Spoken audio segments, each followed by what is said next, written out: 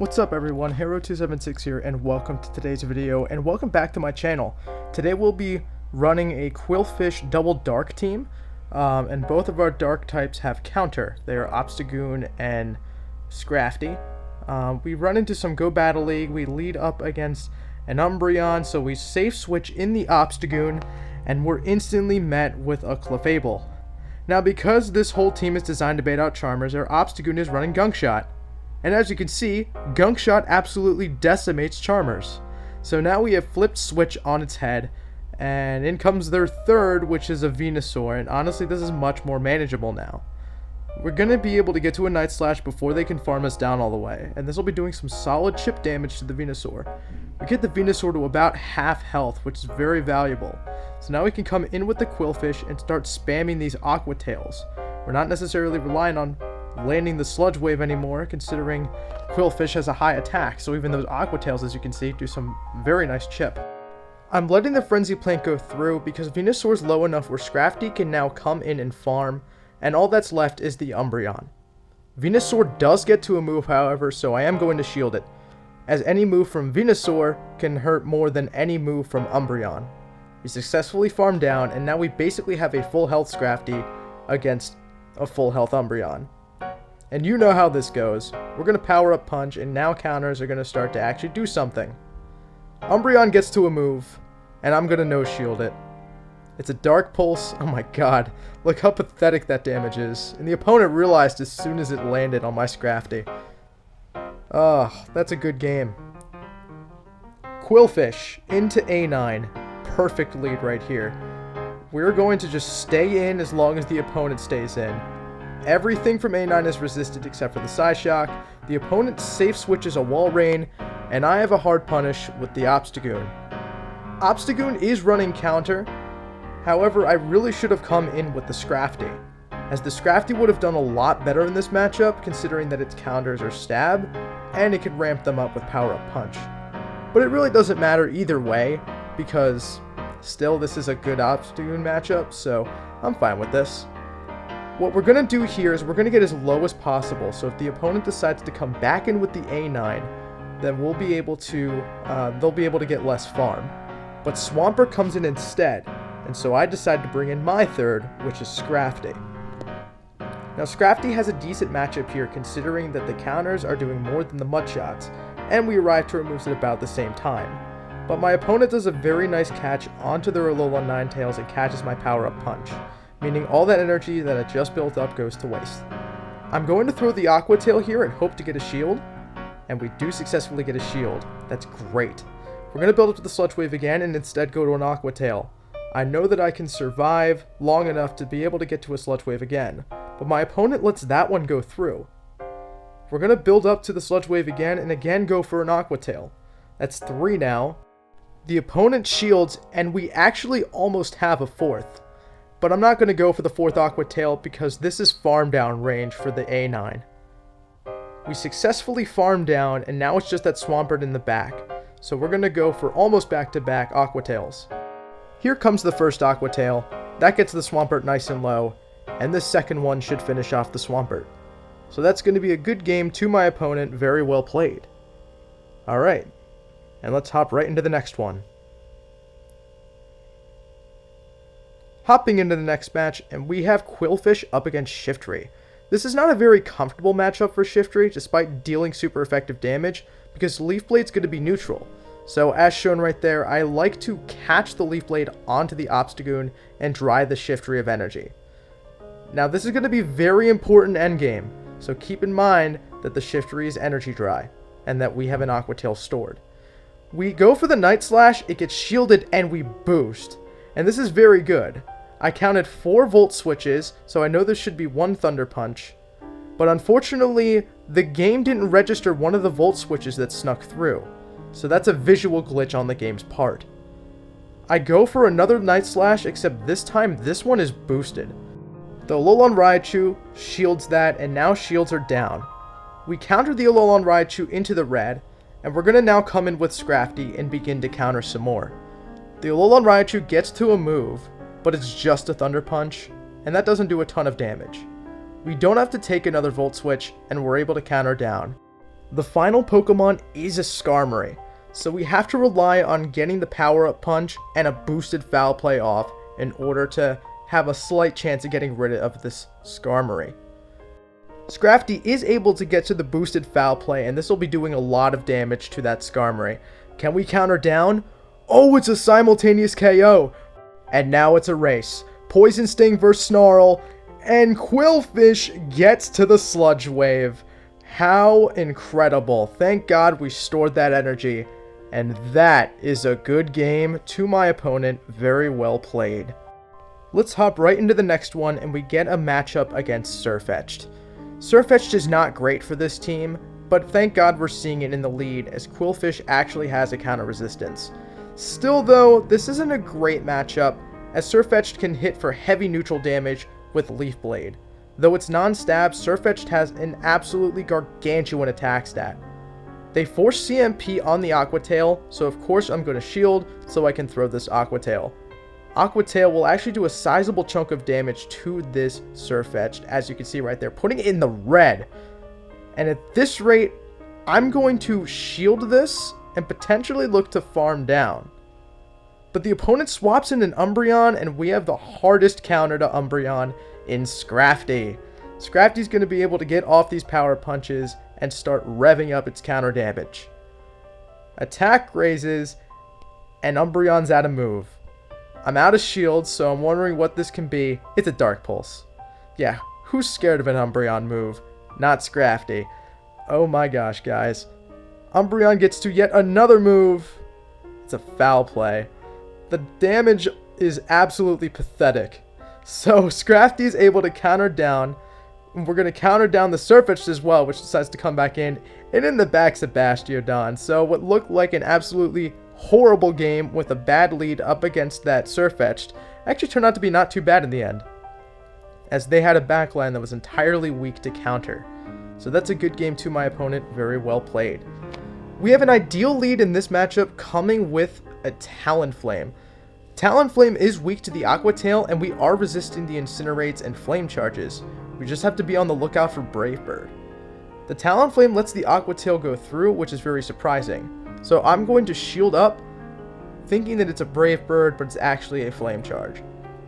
Not great, however, we are going to be able to spam off these Aqua Tails. So hopefully this gets a shield back, which it does. And my opponent throws yet another Incinerate, which means I'm going to get to yet another Aqua Tail. I'm really trying to manage my energy well, because that's the key to winning this matchup against the Talonflame. I decide to commit my second shield, and all shields are down. The opponent Brave Birds and dips into Meganium, and I respond with Obstagoon. Obstagoon is running Gunk Shot, so I'm hoping that I'm going to be able to get there before my opponent can Frenzy Plant and farm down. In order to get the Gunk Shot off time, I have to assume that my opponent is farming me down, but they weren't. They decide to throw their energy just before I get to the Gunk Shot, and suddenly I'm in a bad place. I'm in a bad place. I come in with the QWILFISH, relying on my fast energy to build up to the Sludge Wave. So we're going to be able to take out the Meganium, but I'm still not out of the woods. There's still a whole other Pokemon in the back. And it's MEDICHAM, the kryptonite of this team. All three Pokemon on this team have losing matchups to MEDICHAM, and suddenly this is a really dark place for my team. Scrafty's going to come in, and yeah, this is not great. My opponent gets to a power-up punch, and now their counters are doing even more damage. My opponent gets to a second power-up punch, and this is going to do even more damage. But my opponent decides to swap in the Talonflame, which means we're going to be able to safely throw the foul play onto the MEDICHAM. A question, does this KO? No, it doesn't, but do we counter down? We simultaneously counter each other down, but because my QWILFISH was alive in the back, I win the match, and that's a good game to my opponent. Picking up a lead against Mew, and this is not great, so I'm going to instantly swap into one of my dark types in Obstagoon, which triple resists the Shadow Claws. My opponent interestingly stays in, which tells me that they're either weak to Obstagoon or to counter in the back, which leaves me hopeful that Scrafty can clean up endgame. My opponent swaps into a Venusaur as I get the boost and land the Night Slash on the Mew, so we're going to throw the Night Slash back, and it gets a shield out of the Venusaur, which is really good. I actually make a huge mistake. I let this Frenzy Plant come through, but it actually prohibits me from getting to take advantage of my boost. So I'm only able to get to one more Night Slash, which actually does get the Venusaur nice and low, but unfortunately we do lose out on switch advantage. But we do have a shield advantage. Unfortunately, Venusaur is at a Frenzy Plant, so I am going to have to shield it on my QWILFISH in order to keep it alive. We're able to Poison Sting down the Venusaur, and I decide to instantly swap in Scrafty, knowing that Mew's going to come back in. Mew gets to a move, and I'm going to let it go because I'm thinking it's Surf, but it's actually Grass Knot, which hurts a little bit, because Grass Knot deals more neutral damage than a Surf. So, it's kind of bad for me. Unfortunately, as we decide to throw the Power-Up Punch, they throw another Grass Knot, so I'm forced to shield. But we throw the Power-Up Punch and it gets the Mew nice and low. And in the back is Galarian Stunfisk. And this is really bad because what was once now a positive matchup is now going to be soiled because I have no shields and they're going to be at an Earthquake. They do get to the Earthquake and decide to throw as soon as they get it. So I basically have to rely on my QWILFISH to get to 3 Aqua Tails and KO. Because the Poison Stings are triple resisted, I'm not planning on farming down this Galarian Stunfisk. I'm planning on throwing an Aqua Tail as soon as I get there. Aqua Tail barely doesn't do enough damage to KO, and unfortunately the Galarian Stunfisk is at the Earthquake. So that's a good game to my opponent. My opponent definitely bested me there, and I definitely should have played that game a little bit better with shielding the Obstagoon to preserve the boost. We pick up an amazing lead up against Alola Ninetales. My opponent safe switches Obstagoon, and I respond with Scrafty. Obstagoon is going to be able to get to a Cross Chop, but I decide to let it go through, and it's actually a Night Slash, which is even better for me. I'll be able to counter down while taking minimal damage from the charge moves. Scrafty is still on moderate health. Let's see what decides to come back in. It's actually going to be a Jumpluff, so I'm going to double up on Foul Plays and throw them back to back. I actually have no business throwing any power-up punches as they wouldn't do enough damage, and it would just simply be a waste of energy. So I double up on Foul Place instead, and they actually generate 2 shields, which I'm very fine with. The Jumpluff decides to throw their energy, and at this point, I'm perfectly content with letting my Scrafty go down, because I'm realizing that QWILFISH can handle both Pokemon in the back line. Jumpluff is going to throw again, and this time I am going to shield so that way I can preserve health on my QWILFISH. I'm going to farm up to the Sludge Wave, but the opponent decides to come in with the Alola Ninetales, which is still fine because it's still weak to Sludge Wave. So Sludge Wave is going to come through on the Alola Ninetales and take it out. I just need to get to one more Sludge Wave, but my opponent gets to a move. But that's perfectly fine since I'm basically at the Sludge Wave. I just need to shield once and throw the Sludge Wave. And this should take out the Jumpluff from this range. Boom! 2 Pokemon down by 2 Sludge Waves, and that is a good game to my opponent, very well played. Hopping into the next match, and we pick up a lead against Talonflame. This is a great matchup for me because I'm resisting all the fire moves, and QWILFISH deals super effective with the Aqua Tail. So I'm going to play this out like I played it last time, and throw just before they get to the move, at basically back-to-back Aqua Tails. My opponent decides to shield the Aqua Tail, and I make a bit of a mistake. I realized I could have fit in another Poison Sting, because Incinerate is a 5-turn move, and 2 Poison Stings is 4 turns, so I would have been able to get some free energy.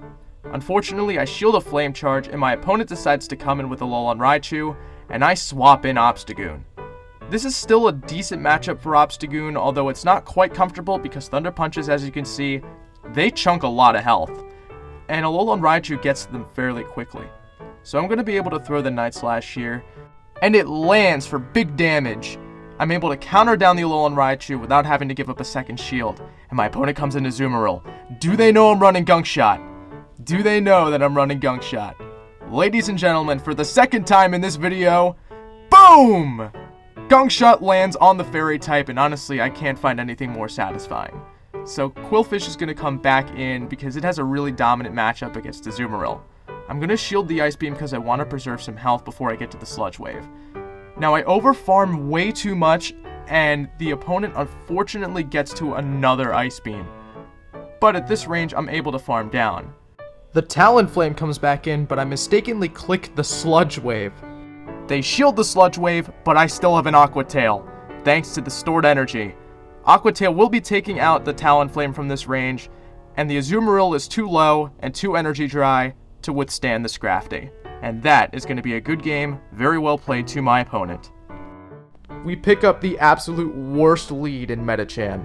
Medicham beats all 3 of my Pokemon as I mentioned earlier, but QWILFISH has the best matchup since the Medicham is basically relying on landing the Psychic because counters are resisted. What I'd like to do is throw the Sludge Wave and hope my opponent no shields, just as you saw right there. We CMP on the Psychic, so I'm going to shield it, and I correctly shield the Psychic. Now, I'm not going to be able to Poison Sting down from this healthy of a range, so I'm actually going to come in with the Obstagoon and catch the Psychic, considering that my opponent doesn't like to bait. And sure enough, we catch the Psychic onto the Obstagoon, and we're going to be able to counter down. Let's see what the opponent brings in. It's going to be Venusaur. Now, Venusaur is not bad right now. They are going to get a huge farm down, but I'm going to be able to get to 2 Night Slashes before they do. There's the first, and here's the second. And the second one should get a shield from my opponent if they want to preserve some of the health. Now my opponent's going to farm me down, but not of course without a little bit of go battle lag. You love to see it. One important distinction that I make on the Venusaur is that it's running Razor Leaf, and that my QWILFISH is moderately low. So I'm going to come in with the Scrafty to absorb some of the Razor Leaf damage. And at this rate, I'm going to throw power-up punches because if the opponent gets to a move, all I have to do is shield once and counter down. And sure enough, the Venusaur's at the Frenzy Plant. But at this rate, they should not be able to get to another one. I'm going to be able to counter down all the way, but my Scrafty is going to get a little bit low. And the back Pokemon is an Umbreon. So at this rate, even though my Scrafty is on semi-low health, I am going to be able to apply a lot of pressure with the counters. This game is basically over because I have 2 power-up punches, the counters are going to really rev up, and no one move from this health range on Umbreon will KO. So I'm going to try to get to another power-up punch if I can, but I'm just short. The Umbreon throws a move, but it's Psychic. I'm able to survive, and I'm able to get to yet another power-up punch. And at this rate, the game's over. So 1 counter will finish off the Umbreon. And that's a good game to my opponent, very well played. And this should be the last battle, but if you enjoyed this video, please consider subscribing and checking out my Spotify, where you can find links to my music. Hopping into the match, and we have a Trevenant lead. We have 2 better responses to Trevenant, so we switch into Obstagoon, and we're met with a Medicham. And suddenly, things are looking terrible. Medicham is going to throw, and I am going to shield because I really want this Gunk Shot to land. Now, does my opponent know about the Gunk Shot? Do they respect it? They do respect it. So unfortunately, we trade shields there, but we do get to bring in the QWILFISH and be able to start spamming out these Aqua Tails. Aqua Tail is going to apply some shield pressure to the Medicham, so I'm really hoping to get a shield back. Unfortunately, the Medicham does get to a move before we're able to get to our next Aqua Tail. I shield, and it's the Psychic, so a correct shield on my part. So I'm going to start to load up on a little bit more energy, and then I throw the Aqua Tail. This should be taking out the Medicham from this health range. Medicham goes down, and Trevenant comes back in. And I'm going to go straight for the Sludge Wave. I am not messing around. Does my opponent shield it? Sludge Wave. Boom! Takes out the Trevenant, and in the back is a poor Walrein that doesn't yet know that I have a whole other counter user in the back, in Scrafty. Icicle Spear will take me out from this range, but the Walrein is energy dry, and I'm going to be able to reach a power-up punch. This power-up punch will apply massive shield pressure to the Walrein, but they let it go, and at this rate, the game is effectively over. Walrein does get to an Earthquake though, but I survive it very comfortably, and I should be able to counter down. So this is a good game to my opponent, very well played. Overall, I had a ton of fun using this team. I'm sad that I discovered it a little bit too late, but regardless, in the time I was able to use it, it was very fun. Thank you guys so much for watching this video, I hope you enjoyed, and I'll see you in the next one.